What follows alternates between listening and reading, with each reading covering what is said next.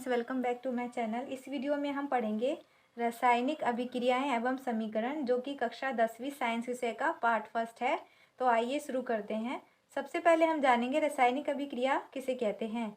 ऐसे परिवर्तन जिसमें नए गुणों वाले पदार्थ का निर्माण होता है। इसका मतलब ये है, जब दो या दो से अधिक पदार्थ मिलकर एक या एक से अधिक नए गुण वाले पदार्थ बनाते हैं तो उसे रासायनिक अभिक्रिया कहते हैं। उदाहरण के थ्रू समझेंगे। जैसे यहाँ पर हाइड्रोजन और ऑक्सीजन मिलकर जल का निर्माण कर रहे हैं, तो यहाँ जो हाइड्रोजन और ऑक्सीजन गैस है ये बहुत ही ज्वलनशील होते हैं, जबकि ये जो जल है ये आग को बुझाता है, जो कि एकदम नए गुणधर्म को दर्शा रहा है। ये गैस है और ये क्या बन गया है, ये लिक्विड फॉर्म में आ गया है, तो ये एकदम इसके विपरीत है। नेक्स्ट हमारा है अभिकारक। ऐसे पदार्थ जो कि रासायनिक अभिक्रिया में हिस्सा लेते हैं। जैसे यहाँ एग्जाम्पल देखेंगे, रासायनिक अभिक्रिया में कौन हिस्सा लिए हैं, हाइड्रोजन और ऑक्सीजन, तो ये हमारे क्या है, अभिकारक हैं। उत्पाद, ऐसे पदार्थ जिनका निर्माण रासायनिक अभिक्रिया में होता है। जैसे यहाँ पे हमने रासायनिक अभिक्रिया का एग्जाम्पल देखा था, हाइड्रोजन और गैस, इससे हमें जो उत्पाद मिला है, ये जो जल है, ये इसी को हम उत्पाद कहते हैं। अब इसका हम एग्जाम्पल देखेंगे। जैसे भोजन का पाचन, यहाँ पे हम क्या है, जो भी कुछ खाते हैं वो पच जा रहा है, तो उसको हम क्या कहेंगे, रासायनिक अभिक्रिया कहेंगे। श्वसन, श्वसन में हम क्या करते हैं, सांस अंदर लेते हैं, ऑक्सीजन अंदर लेते हैं और कार्बन डाइऑक्साइड छोड़ते हैं। लोहे पर जंग लगना, ये बहुत ही धीरे होने वाली रासायनिक अभिक्रियाएं होती हैं। मैग्नीशियम फीते का जलना, दही का बनना, जैसे दूध है, दूध से दही बन रहा है, तो ये भी एक रासायनिक अभिक्रिया है। अब हम देखेंगे रासायनिक अभिक्रिया के प्रेक्षण। इसका मतलब है रासायनिक अभिक्रिया में कौन कौन सी चीज़ शामिल होती है और क्या क्या चीज़ हमें नज़र आती है। जैसे अवस्था में परिवर्तन आना, जैसे यहाँ पे गैस से क्या बन गया, लिक्विड फॉर्म में आ गया, तो वैसे ही अवस्था में परिवर्तन आना। नेक्स्ट हमारा है रंग में परिवर्तन आना, जैसे नीले से लाल होना या लाल से नीला होना। तापमान में परिवर्तन आना, तापमान टेम्परेचर ज़्यादा भी हो सकता है, कम भी हो सकता है रासायनिक अभिक्रिया के दौरान। नेक्स्ट है हमारा गैस का उत्सर्जन। इसमें क्या होता है, रासायनिक अभिक्रिया के समय कोई गैस निकलती है, तो उसी को हम कहते हैं गैस का उत्सर्जन। अब हम आगे समझेंगे रासायनिक समीकरण क्या होता है। रासायनिक समीकरण, रासायनिक अभिक्रिया को रासायनिक समीकरण द्वारा निरूपित किया जाता है। इसमें तत्वों के प्रतीकों या अभिकारक और उत्पाद के रासायनिक सूत्र उनकी भौतिक अवस्था के साथ लिखे जाते हैं। यहाँ पर जो रासायनिक समीकरण है, एक रासायनिक अभिक्रिया को प्रदर्शित करता है। इसलिए जो रासायनिक समीकरण में जो तीर, यहाँ पे आप एक एग्जाम्पल देखेंगे, यहाँ ये समीकरण है और यहाँ पे एक एरो का निशान है जिसे तीर बोलते हैं। तो तीर के बाईं ओर जो होता है उसे हम अभिकारक कहते हैं और दाईं ओर जो होता है उसको हम उत्पाद से डिनोट करते हैं, और इनके बीच में प्लस का निशान लगाते हैं अगर एक से ज़्यादा अभिकारक है या एक से ज़्यादा उत्पाद है। यहाँ पे एक ही उत्पाद है तो यहाँ प्लस का निशान नहीं आएगा, और यहाँ पे एक से ज़्यादा उत्पाद अभिकारक है तो यहाँ पर प्लस का निशान आएगा। अब हमने एक यहाँ चीज़ देखना है, यहाँ पे लिखा है तत्वों के प्रतीकों। तत्वों के प्रतीकों से मतलब है जैसे नाइट्रोजन ऑक्सीजन हो गया या लोहा हो गया, तो इसको हम शॉर्टकट करके पूरा ना लिख के लोहा को हम Fe लिख देते हैं या ऑक्सीजन को O2 लिख देते हैं। ओके, नेक्स्ट हमारा है भौतिक अवस्था। भौतिक अवस्था से मतलब है जैसे यहाँ पे ठोस, द्रव, गैसीय अवस्था, जलीय विलयन। तो हम क्या करते हैं, जैसे यहाँ पे हाइड्रोजन है, हाइड्रोजन के साथ G लिखा है, गैस, तो पूरा गैसीय अवस्था ना लिख के इसको हम प्रतीक का यूज़ करते हैं, शॉर्ट करके लिखते हैं, G से गैस हो गया यहाँ। जैसे ठोस से S, द्रव को L लिखते हैं, गैसीय अवस्था को G और जलीय विलयन को AQ। जो जलीय विलयन होता है वो जल के अंदर बनता है, और ये रासायनिक समीकरण को लिखने का सांकेतिक तरीका होता है। इस प्रकार समीकरण को लिखना शब्द समीकरण कहलाता है। अब हम देखेंगे रासायनिक अभिक्रिया में आवश्यक परिस्थितियाँ, जैसे ताप, दाब, उत्प्रेरक आदि को तीर के निशान के ऊपर या नीचे लिखते हैं। अब हम एग्जाम्पल के थ्रू समझेंगे। जैसे यहाँ पे तीर दिख रहा है, तीर के ऊपर अगर इस अभिक्रिया में ताप होगा, दाब होगा या उत्प्रेरक होगा तो हम या तो ऊपर लिखेंगे या नीचे लिखेंगे। ओके। अब हम समझेंगे रासायनिक समीकरण को संतुलित करना। हमें सिर्फ रासायनिक समीकरण को संतुलित करने में दो बातों का ध्यान रखना है।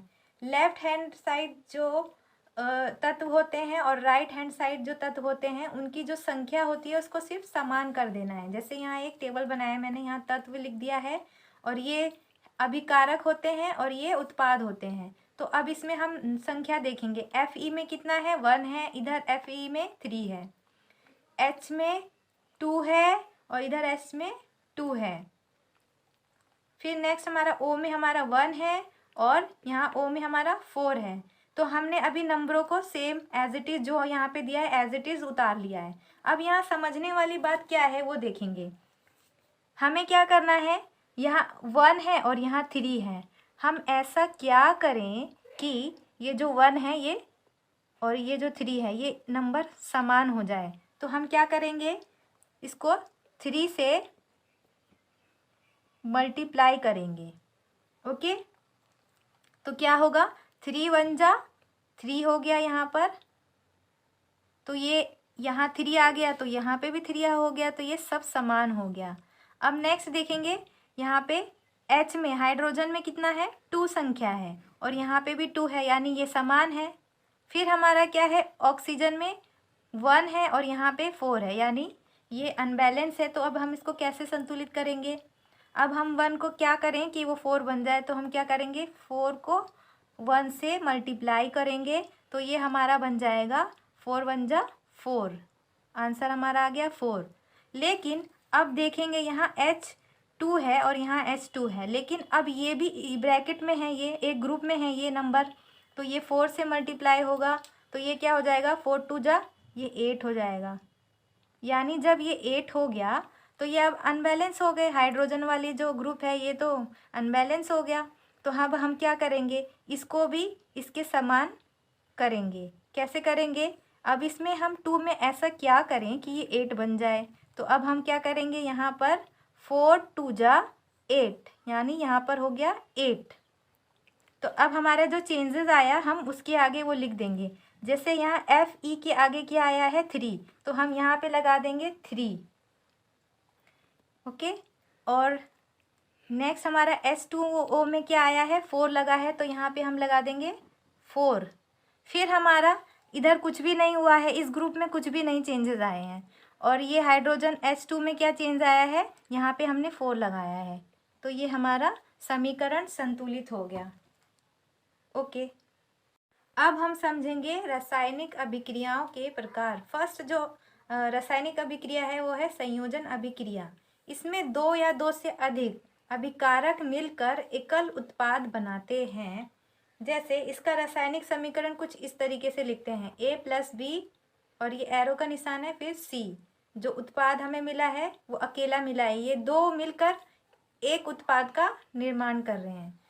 ओके, इसका उदाहरण देखते हैं, कोयले का दहन। इसमें क्या हो रहा है, जो कार्बन वो है सॉलिड फॉर्म में है और ऑक्सीजन है वो गैस है। तो इन दोनों के जो अभिक्रिया से जो उत्पाद मिल रहा है वो किस फॉर्म में मिल रहा है, गैस से मिल रहा है, CO2 कार्बन डाइऑक्साइड मिल रहा है और वो अकेला है। नेक्स्ट हमारा है जल का निर्माण। इसमें हाइड्रोजन गैस है और ऑक्सीजन भी गैस है, इन दोनों के मेल से हमें क्या मिल रहा है, वाटर मिल रहा है और वो लिक्विड फॉर्म में मिल रहा है। नेक्स्ट हमारा आता है ऊष्माक्षेपी अभिक्रिया। इसमें उत्पाद के निर्माण के साथ साथ ऊष्मा का भी उत्सर्जन होता है। जैसे उदाहरण है प्राकृतिक गैस का दहन। यहाँ पर क्या हो रहा है, जो मीथेन है वो ऑक्सीजन से जब इसका वो रासायनिक अभिक्रिया हो रहा है तो हमें मिल रहा है क्या, कार्बन डाइऑक्साइड, और वाटर के साथ साथ हमें क्या मिल रहा है, ऊष्मा मिल रहा है। उसके बाद है श्वसन एक ऊष्माक्षेपी अभिक्रिया है। ओके, अब नेक्स्ट हम देखेंगे वियोजन अभिक्रिया। इस अभिक्रिया में एकल अभिकारक टूटकर 2 या उससे अधिक उत्पाद बनते हैं। जैसे A है एकल अभिकारक है और जो उत्पाद है हमारा B+C। ओके, नेक्स्ट हमारा है ऊष्मीय वियोजन। ऊष्मीय वियोजन अभिक्रिया के अंतर्गत ही आते हैं। इसमें क्या होता है, ऊष्मा द्वारा किया गया वियोजन। अब हम समझेंगे उदाहरण के थ्रू। इसमें क्या होता है, जो अभिकारक होता है उसको गर्मी दी जाती है। जैसे ये अभिकारक है, उसको गर्म किया जा रहा है, गर्मी मिल रही है, तो इससे क्या होगा, जो उत्पाद हमें मिलेगा वो 2 टुकड़ों में या 2 से ज़्यादा भी हो सकता है। जैसे यहाँ पे है फेरस सल्फेट, इसको हमने ऊष्मा प्रदान किया तो ये क्या बना, फेरिक ऑक्साइड बना। ये हरा रंग था और ये क्या बन गया, भूरा लाल रंग बन गया। अब हम नेक्स्ट देखेंगे चूना पत्थर, इसको हम बोलते हैं कैल्शियम कार्बोनेट, जो कि ठोस है, सॉलिड है। तो जब इसको हम गर्म करेंगे, ऊष्मा प्रदान करेंगे, तो यह 2 चीज़ों में बढ़ जाएगा, calcium oxide plus CO2 carbon dioxide. Okay, फिर नेक्स्ट हमारा है लेड नाइट्रेट, फिर इसको ऊष्मा प्रदान किया गया तो ये क्या बन गया, lead oxide nitrogen dioxide. Okay, विद्युत वियोजन, विद्युत धारा प्रवाहित कर होने वाला वियोजन। इसका मतलब ये है, विद्युत मतलब तो बिजली होता है, यानी बिजली के कारण 2 चीज़ों में बढ़ जाना। एग्जाम्पल के थ्रू समझेंगे, 2H2O, जैसे ये है पानी, पानी में जब हमने विद्युत धारा प्रवाहित किया तो वो 2 भागों में बढ़ गया, वो है हाइड्रोजन और ऑक्सीजन। ओके, तो यहाँ पे मैंने एक डायग्राम ड्रॉ किया है, इसके थ्रू समझते हैं। हमने एक प्लास्टिक मग लिया, उसमें हमने 2 छेद किया, इसमें हमने एक स्विच और 6 वोल्ट की बैटरी लगाई, रबर स्टॉपर लगा दिया, और फिर हमने प्रखनली 2 प्रखनली उल्टा करके इसमें लगा दिया, और बीच में हमने ग्रेफाइट रॉड लगा दी। जब हमने इसको हीट प्रोवाइड किया, विद्युत धारा वाली हीट प्रोवाइड की, तो इससे हमें क्या मिला, ऑक्सीजन और हाइड्रोजन गैस मिला। तो ये क्या है, ये है जल का विद्युत अपघटन है। अब हम देखेंगे प्रकाशीय वियोजन, सूर्य के प्रकाश की उपस्थिति में होने वाला वियोजन। अब हम इसका उदाहरण देखेंगे, जैसे यहाँ पे लिखा है सिल्वर क्लोराइड। सिल्वर क्लोराइड को जब प्रकाश में रखेंगे तो यह 2 चीज़ों में, यानी कि सिल्वर और क्लोरीन में बदल जाएगा। और दूसरा एग्जाम्पल है हमारा यहाँ पर सिल्वर ब्रोमाइड है, जो कि सूर्य के प्रकाश में 2 भागों में बंटकर सिल्वर और ब्रोमीन में परिवर्तित हो जाता है। सिल्वर क्लोराइड जो है वो सूर्य के प्रकाश की उपस्थिति में धूसर रंग में बदल जाता है, और इस अभिक्रिया का उपयोग श्याम श्वेत फोटोग्राफी में होता है। और अक्सर एग्जाम में ये पूछा जाता है कि जो श्याम श्वेत फोटोग्राफी है वो कौन सी अभिक्रिया में प्रयोग किया जाता है।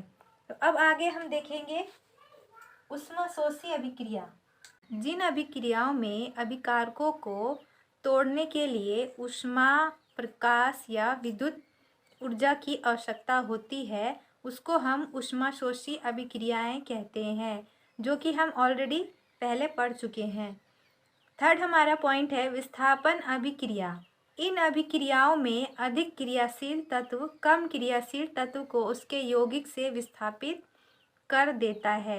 जैसे कि यहाँ एग्जाम्पल देखेंगे, जो लोहा है और कॉपर, जब लोहा और कॉपर सल्फेट अभिक्रिया करते हैं तो जो लोहे का सल्फेट बनाते हैं और कॉपर को अकेला कर देते हैं, क्योंकि लोहा जो होता है वो ज़्यादा क्रियाशील होता है। यहाँ हमने एक डायग्राम बनाया है, जैसे एक प्रखनली ली है और उसमें हमने धागे में 2 कील को बांधकर कॉपर सल्फेट के विलयन में डाल दिया है, और जब हमने एक्सपेरिमेंट किया तो हमने पाया कि जो अधिक क्रियाशील जो तत्व होता है वो जो कम क्रियाशील जो तत्व होता है उसके यौगिक से विस्थापित कर देता है। रासायनिक अभिक्रिया का जो 4th प्रकार है वो है द्विविस्थापन अभिक्रिया। इस अभिक्रिया में उत्पादों का निर्माण 2 यौगिकों के बीच आयनों के आदान प्रदान से होता है। यहाँ आयनों का मतलब है आयनों पर चार्ज कितना है, धनात्मक है या ऋणात्मक है।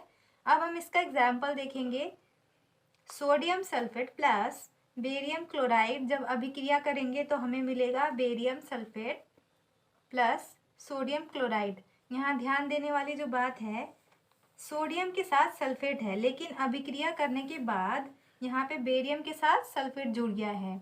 जो बेरियम सल्फेट है वो सफ़ेद अम्लीय अवक्षेपण का निर्माण करते हैं, वो पानी में तली की तरफ बैठ जाते हैं, अघुलनशील होते हैं और वो सफ़ेद कलर के नज़र आते हैं। 5th हमारा है उपचयन। जब किसी पदार्थ में ऑक्सीजन की वृद्धि होती है या फिर जब किसी पदार्थ में हाइड्रोजन का ह्रास होता है। एग्जाम्पल देखेंगे यहाँ पर कॉपर और ऑक्सीजन अभिक्रिया करके कार्बन डाइऑक्साइड बनाते हैं। यहाँ पे जो कार्बन है, कार्बन का उपचयन हुआ है। ओके, नेक्स्ट पॉइंट है अपचयन। जब किसी पदार्थ में ऑक्सीजन का ह्रास होता है या फिर जब किसी पदार्थ में हाइड्रोजन की वृद्धि होती है। एग्जाम्पल देखेंगे यहाँ पर है कॉपर ऑक्साइड प्लस हाइड्रोजन जब अभिक्रिया कर रहे हैं, उष्मा के साथ गर्मी मिल रही है यहाँ पर, तो क्या बना रहे हैं, कॉपर और जल का निर्माण कर रहे हैं। यहाँ पे जो कॉपर से ना ऑक्सीजन हट जा रहा है, यहाँ पे ऑक्सीजन है और यहाँ पे हट गया है, तो ये हमारा क्या हो गया, अपचयन हो गया। लास्ट हमारा जो टॉपिक है वो है दैनिक जीवन में उपचयन अभिक्रियाओं का प्रभाव। फर्स्ट है संक्षारण। संक्षारण क्या होता है आप समझेंगे। जब कोई धातु ऑक्सीजन, आर्द्रता, अम्ल आदि के संपर्क में आती है जिससे धातु की ऊपरी परत कमजोर हो जाती है, उसको हम संक्षारण कहते हैं।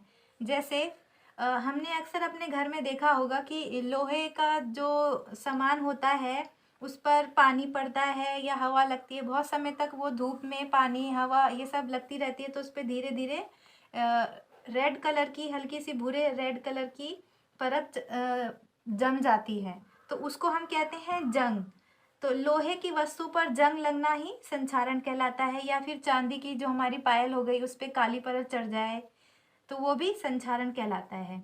अब इससे हम बचाव कैसे करेंगे, तो हम क्या कर सकते हैं, जो लोहे का सामान है उस पर हम पेंट करके उसको धातुओं को बचा सकते हैं। नेक्स्ट हमारा टॉपिक है विकृत गंधिता।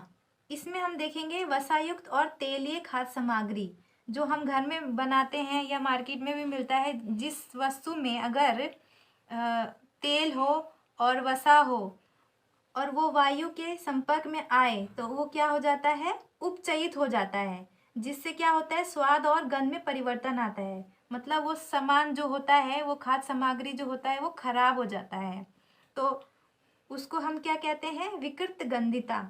अब इसको रोकने का उपाय क्या है, तो हम क्या कर सकते हैं, प्रति ऑक्सीकारक का उपयोग करके या फिर वायुरोधी बर्तन में खाद्य सामग्री पैक करके या फिर वायु के स्थान पर नाइट्रोजन गैस द्वारा। आसान शब्दों में कहें तो हमने देखा होगा चिप्स कुरकुरे हम खाते हैं तो उसमें हम देखते हैं कि ऑक्सीजन वगैरह भर के उसको हम लॉन्ग टाइम तक यूज़ करते हैं और वो ख़राब नहीं होता। लेकिन जैसे ही हमने वो पैकेट फाड़ा और वो हवा के संपर्क में आता है, तुरंत वो थोड़ी देर में ख़राब हो जाता है। तो इस वीडियो में इतना ही। अगर आपको मेरी वीडियो पसंद आए तो please like share and subscribe करें, और अगर आपको कोई सुझाव देना हो तो प्लीज़ कमेंट करें। Thank you.